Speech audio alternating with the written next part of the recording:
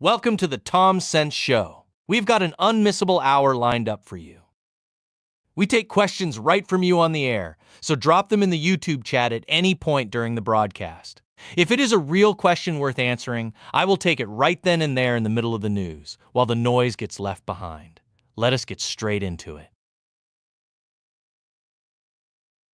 The latest now on the fight inside the central bank, where Federal Reserve Governor Lisa Cook is trying to dig in her heels against President Donald Trump. Her high-priced lawyer, Abbe David Lowell, sent a formal legal letter to the White House on Wednesday, claiming there is no legal cause to fire her. Trump has been moving to remove her after Federal Housing Finance Agency Director William Poult started looking into property reviews and flagged allegations of mortgage fraud. Cook's lawyer says she never did anything wrong, claims no fraud took place, and promises an immediate federal lawsuit the second an executive termination order lands on her desk. The media is running around in circles crying that central bank independence is under threat. It is the same tired playbook we have seen for decades from unelected Washington bureaucrats.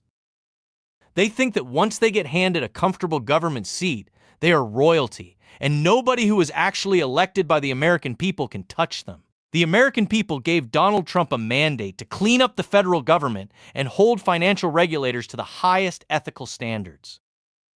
If an everyday American was caught in a mess of mortgage fraud allegations, the government would not pause for a second before throwing the book at them. But the moment an unelected central banker gets checked for the exact same thing, suddenly we are told firing her is an attack on democracy.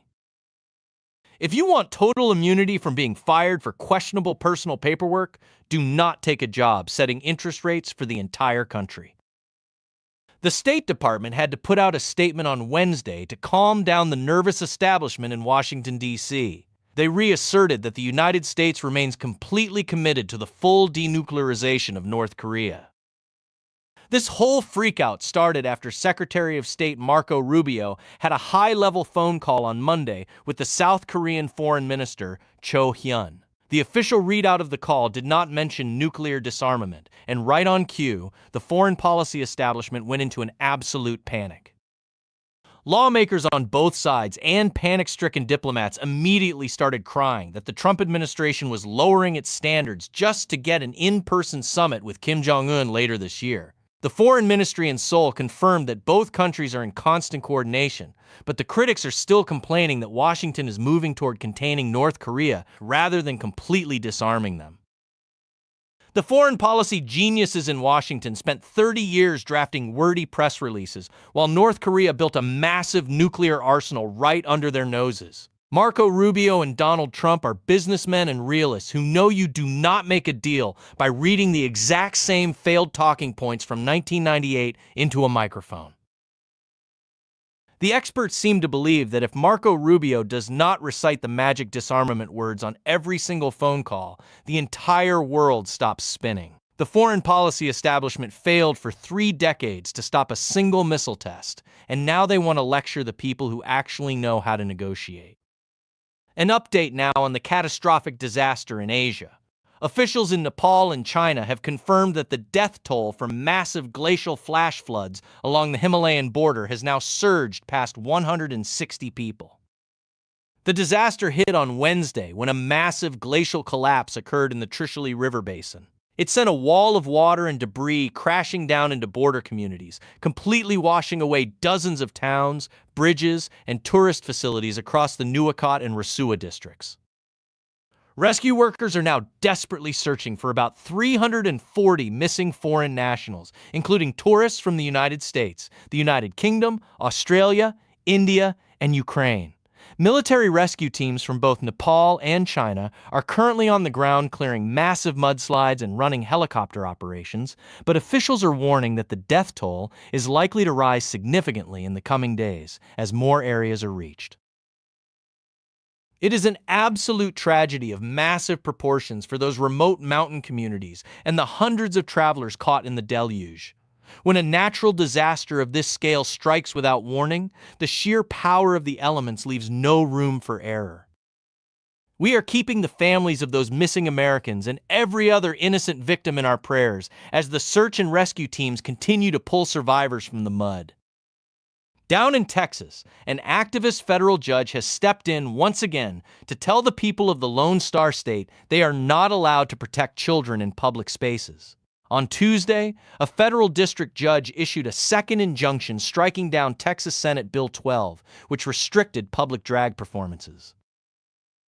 The judge declared the state law unconstitutional, claiming it violates the First Amendment rights of adult performers and venue operators. In the official opinion, this judge actually wrote that if citizens do not like these hypersexualized performances in public, they can simply choose not to attend rather than asking the state to step in.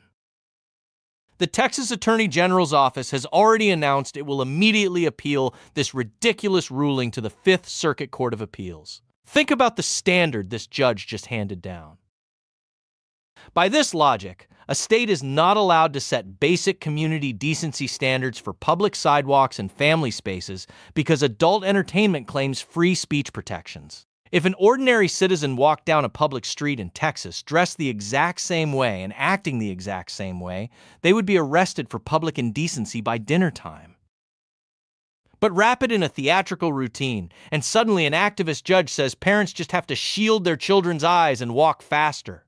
Texas has every constitutional right to protect the public square, and the Fifth Circuit needs to put this nonsense in the trash where it belongs. Over in the world of international sports, the European soccer governing body UEFA has officially backed down from its boycott threat against FIFA. UEFA announced on Wednesday that it reached an agreement after getting explicit written guarantees from FIFA leadership. The core of the fight was FIFA President Gianni Infantino's wild plan to sell equity stakes in the World Cup to private investors. European soccer officials threatened to pull out of international tournaments entirely, which put events like the upcoming Under-20 Women's World Cup in Poland, starting on the 5th of September, in serious jeopardy. Now, the European federations are meeting in Monaco on Thursday to formally ratify the deal and end months of institutional gridlock. It turns out that even in the corrupt world of international sports governance, there is a limit to how fast the suits can sell out the fans. Gianni Infantino thought he could carve up the biggest tournament in sports and sell the pieces off to global private equity funds like he was running a fire sale. The executives who run global soccer spend all day lecturing everyday fans about tradition and integrity, but the very first chance they got, they tried to sell off their own flagship championship to the highest bidder.